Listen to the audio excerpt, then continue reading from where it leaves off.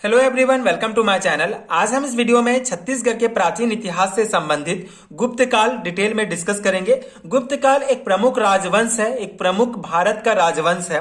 गुप्त काल के जो प्रमुख शासक हैं उनके कुछ साक्ष्य छत्तीसगढ़ में भी मिले हैं, तो उन्हीं साक्ष्यों को डिटेल में डिस्कस करेंगे, हर एक इंपॉर्टेंट पॉइंट को समझेंगे।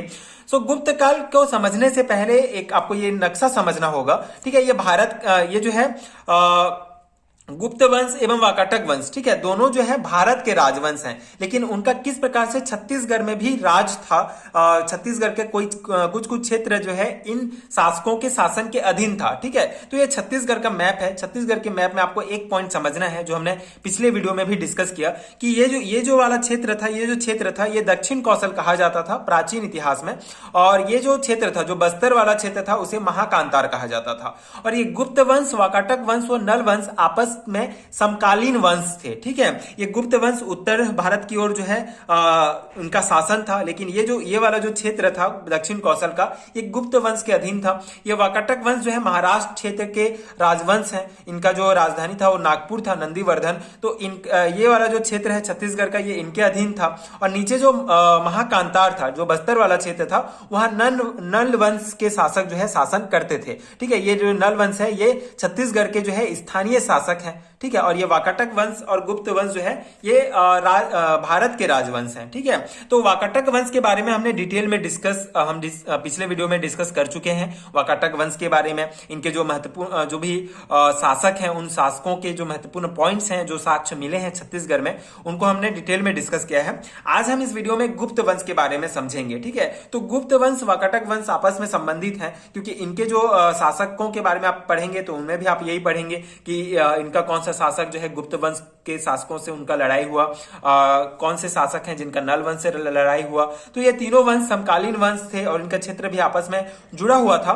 तो ये जो है एक दूसरे से लड़ाई करते रहते थे, मतलब इनका युद्ध होता रहता था क्षेत्र को लेकर। ठीक है, तो कोई पॉइंट्स आपको इंटर रिलेटेड मिल जाएंगे, तो इंटर रिलेट करके भी आप पढ़ेंगे तो भी बहुत इजीली आपको ये याद हो जाएगा। ठीक है, बहुत इजी पॉइंट्स हैं ये।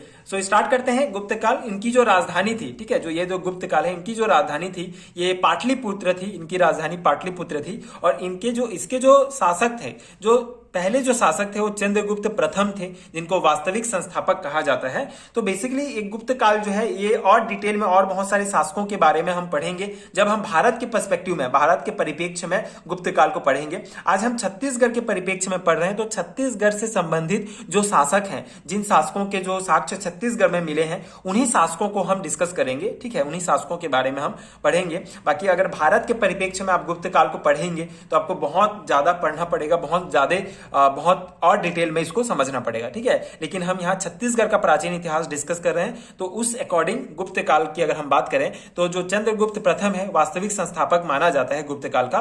जो समुद्रगुप्त है, ठीक है, जो समुद्रगुप्त है गुप्त काल के शासक, इनका जो है छत्तीसगढ़ में साक्ष्य मिला है। तो इन्होंने क्या किया था, समुद्रगुप्त के बारे में अगर हम बात करें तो इन्होंने पराजित किया था समुद्रगुप्त। इन्हें भारत का नेपोलियन कहा जाता है। सबसे पहला पॉइंट तो यही है कि भारत का नेपोलियन जो है समुद्रगुप्त को कहा जाता है, क्योंकि समुद्रगुप्त ने पूरे भारतवर्ष में जो है भारतवर्ष को जीतने का प्रण लिया था। ठीक है, तो उसी परिप्रेक्ष्य में, ठीक है, भारतवर्ष में पूरे भारतवर्ष में अपनी सत्ता स्थापित करने के परिप्रेक्ष्य में वे जो है दक्षिण विजय की ओर चले। मतलब दक्षिण क्षेत्र को सबसे पहले हम पूरा विजय करेंगे, पूरे हर एक राजा को हराकर। तो उसी में उन्होंने सबसे पहले जो शासक थे महेंद्र सेन, जो वाकाटक वंश से रिलेटेड थे। ठीक है, ये गुप्त वंश के शासक समुद्रगुप्त आगे बढ़ेंगे दक्षिण साइड को पूरा जीतने के लिए, तो पहला उनको जो शासक मिलेगा वो वाकाटक वंश का मिलेगा।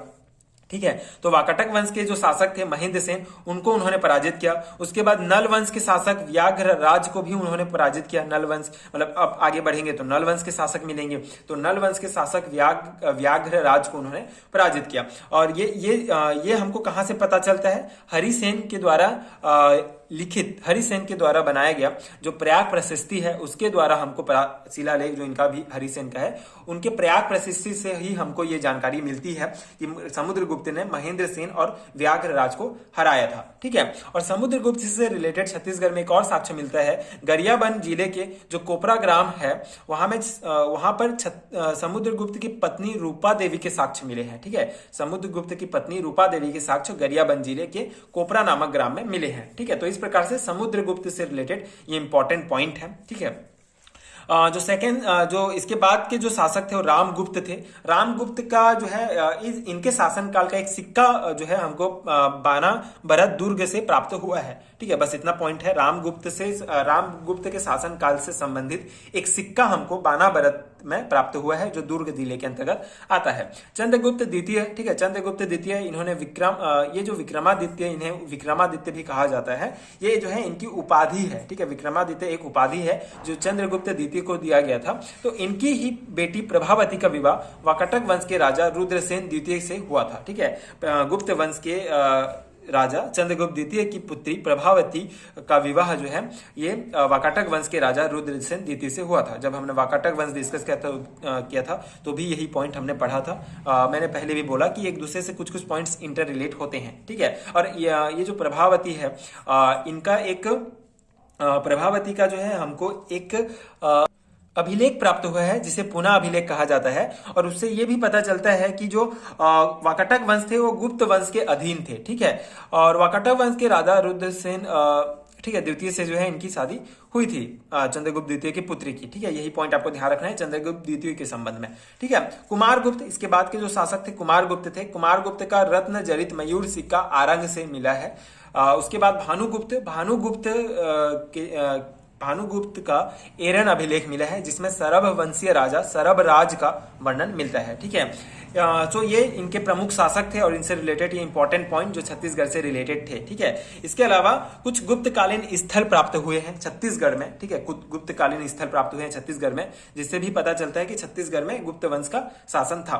ठीक है, तो ताला गांव का देवरानी जेठानी मंदिर जो गुप्तकालीन है। ठीक है, गुप्तकालीन स्थल है। पुजारी पाली जो बरमकेला में है उनका केवटीन मंदिर है। ठीक है, जो गुप्तकालीन है जो छत्तीसगढ़ में स्थित है। ठीक है, इसके अलावा गुप्तकालीन कुछ सिक्के प्राप्त हुए हैं। ठीक है, सिक्के जैसे हमने डिस्कस किया कि जो रामगुप्त थे जो शासक थे गुप्त काल के, उन्हीं के शासन काल से संबंधित एक सिक्का दुर्ग बानाबरत में प्राप्त हुआ है। ठीक है, यहाँ पे 3 सिक्के एवं 20 स्वर्ण मुद्राएं प्राप्त हुई हैं बानाबरत से। गुप्तकालीन 3 सिक्के एवं 20 स्वर्ण मुद्राएं प्राप्त हुई हैं बानाबरत से जो दुर्ग जिले में स्थित है। इसके अलावा पिटईवर्ल्ड रायपुर से 40 सिक्के प्राप्त हुए हैं जो गुप्तकालीन सिक्के हैं। ठीक है, खैरताल रायपुर से 54 सिक्के प्राप्त हुए हैं और ये जो सिक्के हैं इनमें महेंद्र द्वितीय अंकित हुआ है। ठीक है, खैरताल रायपुर से जो 54 सिक्के प्राप्त हुए हैं इन सिक्के में महेंद्र द्वितीय अंकित हुआ है। ठीक है, तो ये है छत्तीसगढ़ के प्राचीन इतिहास से संबंधित गुप्त काल के जितने भी इंपॉर्टेंट पॉइंट्स हैं छत्तीसगढ़ के परिप्रेक्ष्य में हमने डिटेल में डिस्कस किया।